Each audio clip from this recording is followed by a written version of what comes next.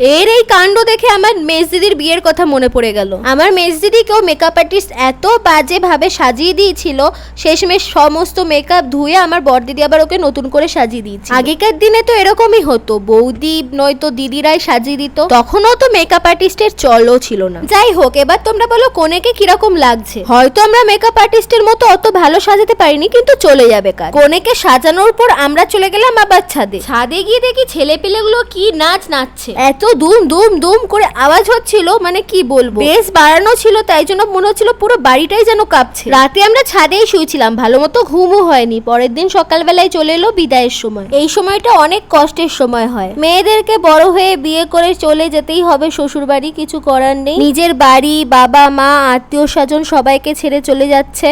ওর মনে দুঃখ হচ্ছে বোঝাই যাচ্ছে, কিন্তু অতটাও কাজ ছিল না। শেষে গাড়ি যখন ছেড়ে দিল তখনও কাঁদতে শুরু করলো। তো চলো আজকের ভিডিওটা এইটুকু।